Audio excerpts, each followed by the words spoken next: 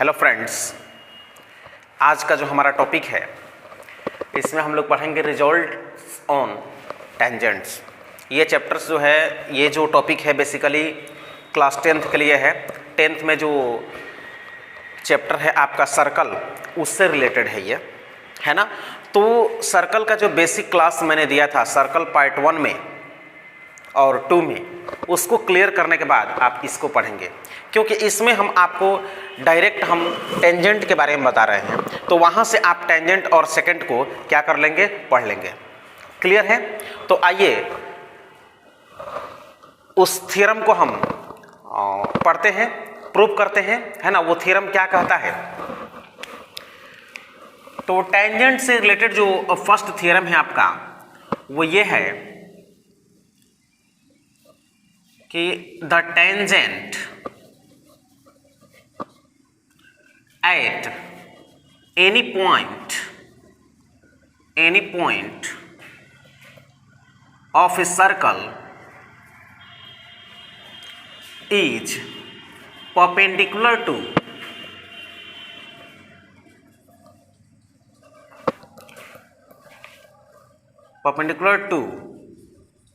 the radius through the point of contact। दोस्त, ये क्या कहता है कि the tangent at any point of a circle is perpendicular to the radius through the point of contact. मतलब कि जो सर्कल का टेंजेंट होता है, मतलब सर्कल के किसी पॉइंट पर जो टेंजेंट होता है ना, वो उससे होकर जाने वाली मतलब जो रेडियस होती है उस पर वो क्या होता है, परपेंडिकुलर होता है। इसको अगर हिंदी मीडियम का जो बुक्स आप पढ़िएगा उसमें इसको ऐसे देगा कि वृत्त की स्पर्श रेखा, यानी कि एक सर्कल की जो टेंजेंट होती है वो उस स्पर्श बिंदु से, यानी कि पॉइंट ऑफ कांटेक्ट से होकर जाने वाली रेडियस पर परपेंडिकुलर होती है। अगर कुल मिलाकर के उसको बोलें तो उसको ऐसे बोलेंगे कि वृत्त की स्पर्श रेखा स्पर्श बिंदु से जाने वाली त्रिज्या पर लंब होती है। क्लियर? आइए इस चीज को हम प्रूव करते हैं। पहले ये बता देते हैं कि ये थ्योरम जो है वो कह क्या रहा है। ये थ्योरम दोस्त ये कह रहा है, जैसे हमारे पास एक ये सर्कल हो गया। क्लियर? ये एक सर्कल हो गया हमारे पास, इसका ये सेंटर हो गया O, है ना। तो ये क्या कह रहा है कि जो सर्कल का टेंजेंट होता है, सब ये हमारा क्या है, टेंजेंट है। क्या है दोस्त? टेंजेंट। इसका मैंने नाम दे दिया A और यहां इसका नाम दे दिया मैंने B। AB एक क्या है, टेंजेंट है। तो ये कह रहा है कि टेंजेंट एट एनी पॉइंट, इस पॉइंट पर ये क्या हुआ, टेंजेंट। इसको हम मान लेते हैं P, है ना। तो इस पॉइंट पर जो टेंजेंट है is perpendicular to the radius through the point of contact. तो इस पॉइंट से होकर जाने वाली जो टेंजेंट है वो इसी पॉइंट पर आकर जो त्रिज्या रेडियस जो जुड़ती है उस पर ये परपेंडिकुलर होती है। यानी कि ये कह रहा है यहाँ पे कि यहाँ जो एंगल बनेगा, यहाँ एंगल वो 90 डिग्री, मतलब कि इस पे AB पर ये OP क्या है, परपेंडिकुलर है। यही आपको प्रूव करना है।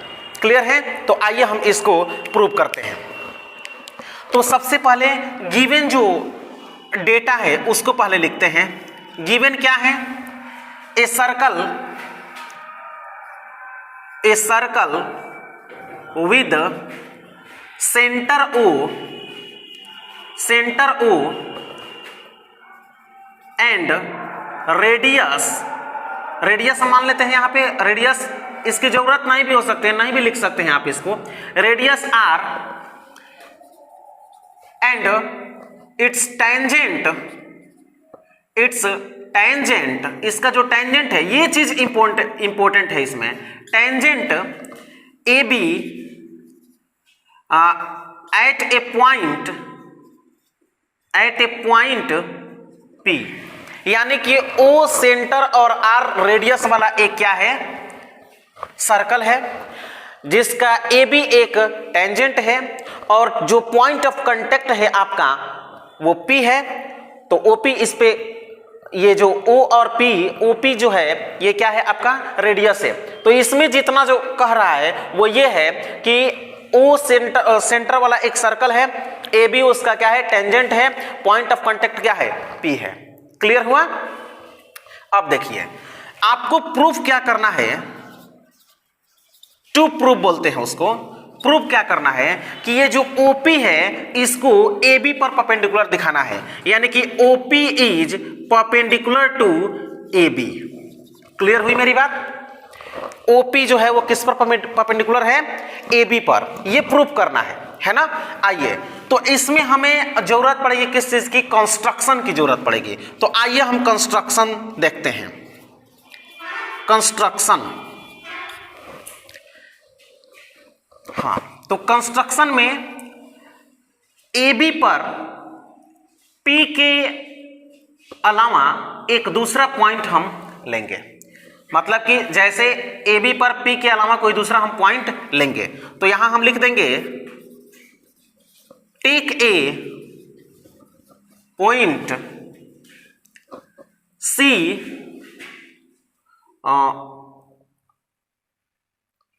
on AB एक्सेप्ट या अदर देन उसको बोल सकते हैं एक्सेप्ट P। क्या बोला मैंने?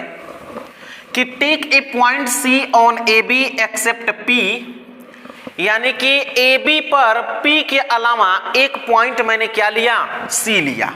तो यहां मैं क्या लिख देता हूं? यहां मैं इसका नाम दे देता हूं C। ये मैंने पॉइंट लिया। क्लियर हुआ? उसके बाद आपको क्या करना है कि O से C को क्या कर देना है? ज्वाइन कर देना है। तो इसको यहीं पे ऐड कर देते हैं, एंड ज्वाइन OC, यानी कि सेंटर से उस पॉइंट को क्या करेंगे? मिला देंगे। तो इसको मैंने क्या किया दोस्त? मिला दिया इसको। क्लियर हुई मेरी बात?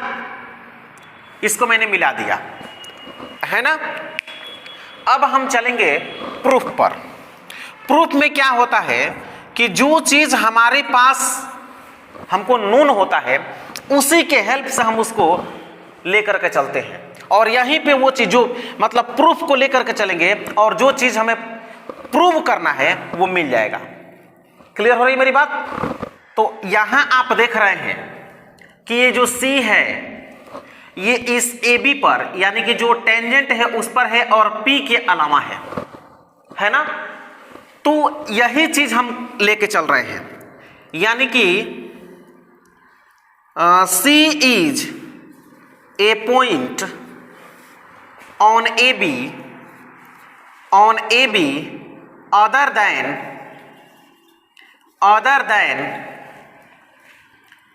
P, यानी कि C जो है वो AB पर एक पॉइंट है, वो भी अदर देन क्या? P, यानी कि P के अलावा C एक AB पर क्या है? पॉइंट है। अब आप देखिए कि ये जो AB लाइन आप खींचे हुए हैं टेंजेंट, इसका केवल C जो पॉइंट है, P जो पॉइंट है यही इस सर्कल के टच में है। मतलब कि ये जो है C ये क्या है? आउटसाइड में है ना।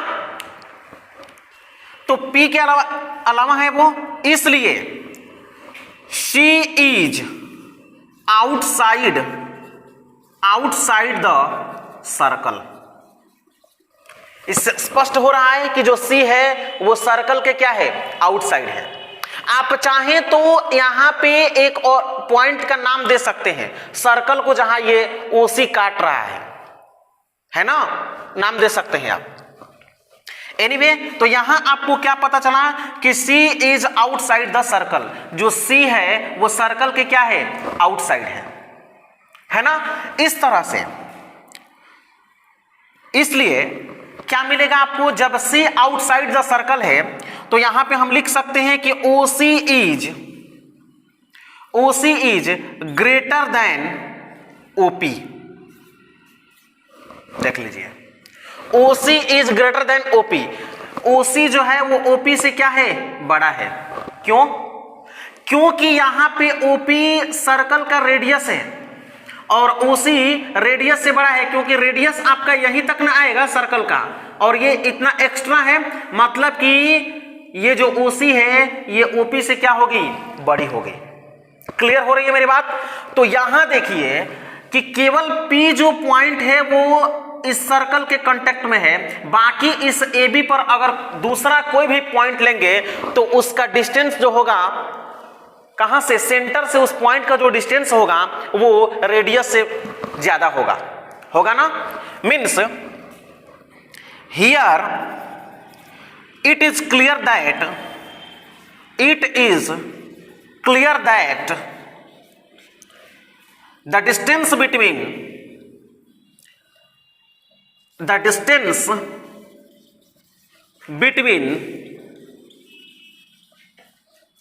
any point, the distance between center and any point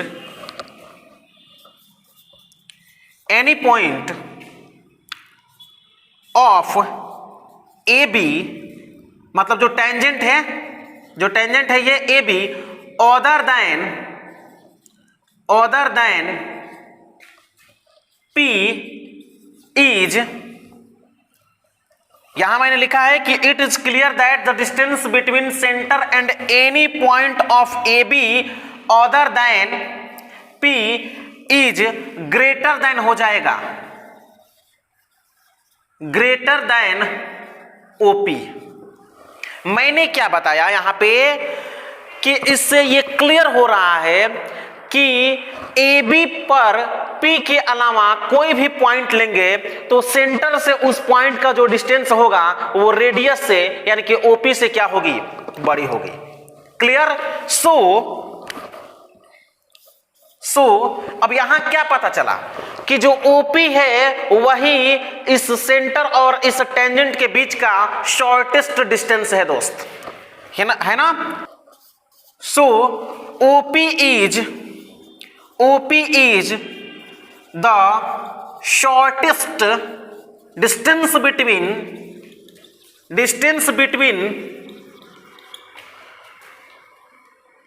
O and AB, जो टेंजेंट है आपका, यानी कि OP जो है वो O और AB के बीच का शॉर्टेस्ट डिस्टेंस है।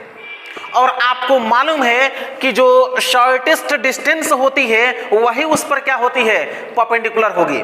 जैसे मेरे कहने का मतलब है कि ये एक लाइन है, ये विजिबल है और यहाँ एक पॉइंट है, कहीं भी कोई पॉइंट है, यहाँ एक पॉइंट मैंने दे दिया, तो इस पॉइंट और इस लाइन के बीच का जो डिस्टेंस होगा, तो जैसे यहां से हो सकता है, ऐसे हो सकता है, ऐसे हो सकता है, ये होगा ना दोस्त।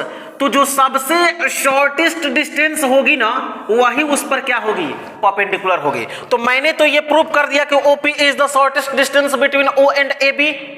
क्लियर है। इसलिए अब आप यहां पे क्या लिख सकते हैं, फाइनली दिख रहा है यहां पे,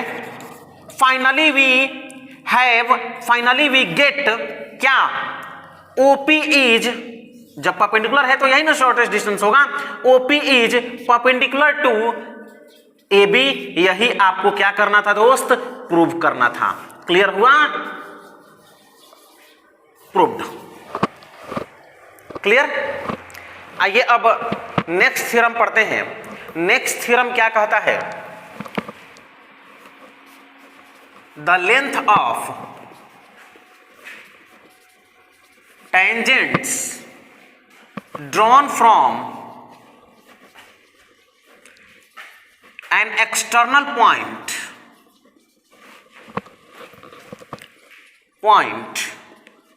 to a circle are equal। क्या कहता है दोस्त कि एक सर्कल के एक्सटर्नल पॉइंट से, है ना, उस सर्कल पर हम जब टेंजेंट खींचते हैं तो वो दोनों टेंजेंट इक्वल होते हैं।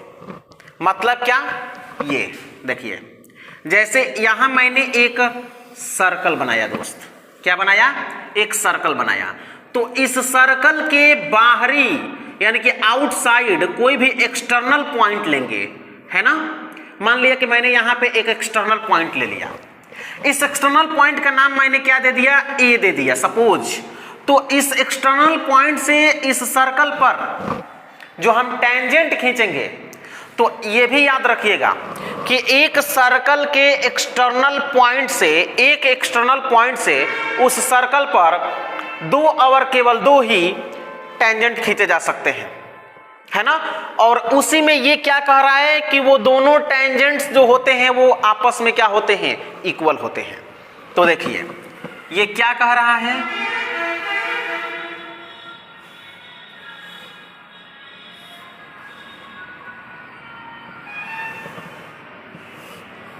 ये यही चीज कह रहा है। जैसे यहां पॉइंट ऑफ कांटेक्ट आपका बी हो गया और यहां पॉइंट ऑफ कांटेक्ट आपका क्या हो गया दोस्त, सी हो गया, और ये सर्कल का क्या हो गया, सेंटर हो गया, है ना। तो ये कह रहा है कि सर्कल के एक्सटर्नल पॉइंट से उस सर्कल पर जो टेंजेंट ड्रॉ किए जाते हैं वो दोनों टेंजेंट म्यूचुअली इक्वल होते हैं, मतलब आपस में क्या होते हैं, इक्वल होते हैं। तो आइए गिवन क्या है, गिवन जो डेटा है उसको लिख देते हैं। A circle with centre O and tangents कौन कौन दोस्त, AB and AC from an external point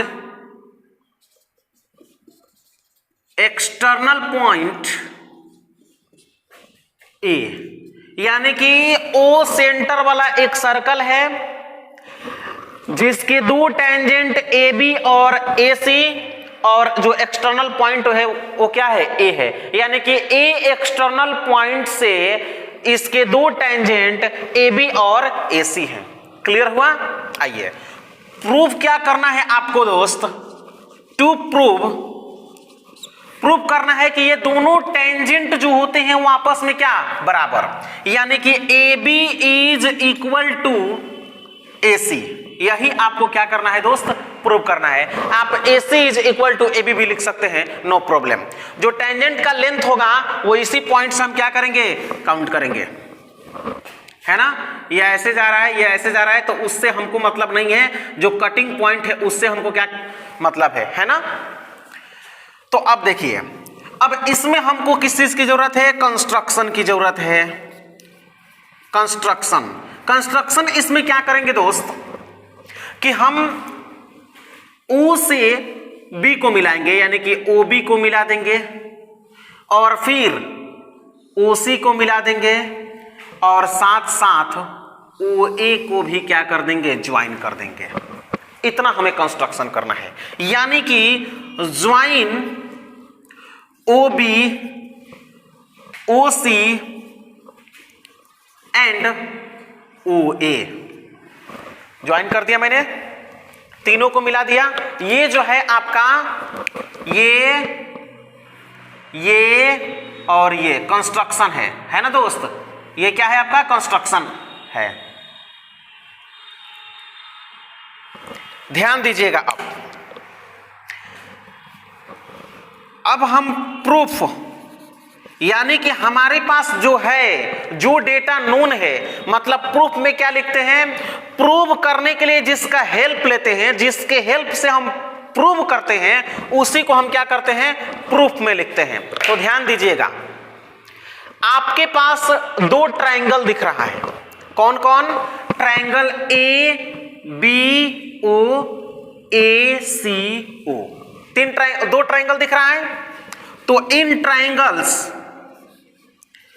triangles आप ऐसे भी लिख सकते हैं, OBOA और फिर COA, या AOB एंड AOC। यहां मैंने ट्रायंगल्स लिख दिया है। तो इन दोनों ट्रायंगल्स में मैंने इन दोनों ट्राइंगल्स को क्यों लिया दोस्त, कि इन दोनों ट्राइंगल्स को हमें क्या करना है, जो हमारे पास नोन डेटा है उसमें हम कुछ अपना माइंड अप्लाई करेंगे, है ना, और इन दोनों ट्राइंगल को कॉन्ग्रुएंट दिखाएंगे। और जैसे ही दोनों ट्राइंगल को कॉन्ग्रुएंट दिखाएंगे उसके कॉरेस्पॉन्डिंग पार्ट्स जो है वो क्या हो जाएंगे, बराबर हो जाएंगे। और वही तो हमको चाहिए कि जो कॉरेस्पॉन्डिंग पार्ट्स है ये इसके बराबर, ये इसके बराबर, ये कॉमन है ना। तो आइए ध्यान दीजिएगा आप, ए ओ बी का जो साइड ओ बी है वह ए ओ सी के साइड ओ सी के बराबर है। यहां हम लिखते हैं O B is equal to O C. तो आपको कोई दिक्कत है? क्यों? ये रेडी है, रेडियाई ऑफ सर्कल, सर्कल के रेडियाई हैं तो इक्वल होंगे। दूसरा चीज, O A is equal to O A, common. ध्यान दीजिएगा यहां पे ओ ए जो है ये दोनों ट्राइंगल में शामिल है, यानी कि वो कॉमन है, उभयनिष्ठ है। तो ओ A is equal to O ए। उसके बाद जो मैंने पहले आपको थ्योरम पढ़ाया कि सर्कल का जो टेंजेंट होता है तो सर्कल का टेंजेंट पॉइंट ऑफ कांटेक्ट से होकर जाने वाली रेडियस पर परपेंडिकुलर होता है। यानी कि यहां जो एंगल बनेगा 90 बनेगा और यहां भी जो एंगल बनेगा कितना बनेगा दोस्त, 90 बनेगा। क्लियर हुआ? तो आपको यहां क्या मिला, इस ट्राइंगल का angle O B A, angle O B A is equal to angle O C A, angle O C A is equal to 90 degree. ये कहां से आया? तो ये जो ओ सी है वो किस पर परपेंडिकुलर है, सी ए पर, और ओ बी जो है वो किस पर परपेंडिकुलर है, ए बी पर। यानी कि यहां आप लिख देंगे O B is perpendicular to B A and OC is perpendicular to CA या AC, है ना, लिख सकते हैं इस तरह से। अब बताइए कि एक साइड, एक ट्राइंगल का एक साइड दूसरे ट्राइंगल के एक साइड के बराबर हुआ, फिर इसका एक साइड, ये जो साइड है कॉमन साइड, ये साइड इस ट्राइंगल के मतलब दोनों में ये कॉमन है तो एक साइड ये बराबर हुआ और ये दोनों कॉमन साइड बराबर हुए, और फिर यहां पे एक राइट एंगल बराबर हुआ। यहां राइट एंगल है और यहां राइट एंगल है, तो एक राइट एंगल है ना, और जब यहां पे राइट एंगल है तो इसके सामने वाला ये क्या होगा दोस्त, हाइपोटेनस हो जाएगा इस ट्राइंगल के लिए, और इस ट्राइंगल के लिए भी ये हाइपोटेनस होगा। तो इसको राइट एंगल, हाइपोटेनस और साइड, यानी कि इसको हम कहते हैं RHS कॉन्ग्रुएंस क्राइटेरियन। क्या बोलेंगे? सो बाई RHS कॉन्ग्रुएंस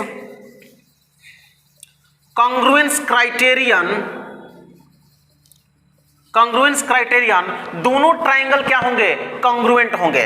तो दोनों ट्राइंगल कॉन्ग्रुएंट होंगे तो ट्राइंगल का नाम मैंने क्या मैं कुछ भी नाम लिख सकता हूं पहला ट्राइंगल का, और जो दूसरा ट्राइंगल का नाम लिखेंगे हम वो उसी के अकॉर्डिंग होना चाहिए। क्लियर हो रही मेरी बात? तो पहला ट्राइंगल का नाम क्या लिख दें, ओ बी ओ ए या ए ओ बी या ए बी ओ लिख सकते हैं।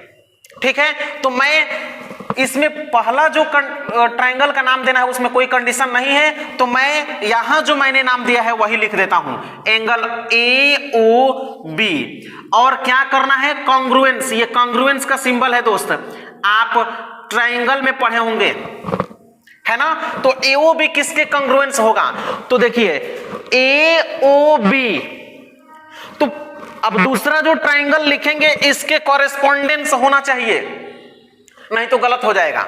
मतलब कि AOB है तो AO के बराबर AO है, तो फिर यहाँ पे AOC होगा। अगर आप ACO लिखेंगे तो यहाँ पे ACO लिखेंगे तो गलत हो जाएगा, आप ACO नहीं लिख सकते हैं। बात समझ में आ रही है? तो हम यहाँ पे क्या लिखेंगे, AOB जो है तो AO के बराबर कौन है, AO है। तो यहां पे हम कहां से शुरू करेंगे, ट्रायंगल AO, और उसके बाद क्या बच रहा है, C लिख देंगे। तो जब दोनों ट्रायंगल कॉन्ग्रुएंट हो गए तो इसके कॉरेस्पॉन्डिंग पार्ट्स जो होंगे वो बराबर होंगे, है ना, जिसको हम बोलते हैं CPCT, ये corresponding parts of congruent triangles, है ना। तो दो ट्रायंगल कॉन्ग्रुएंट हो गए तो उसके कॉरेस्पॉन्डिंग एंगल बराबर होंगे और कॉरेस्पॉन्डिंग साइड्स भी बराबर होंगे। तो अब यहां से सारा चीज नाच करके आएगा।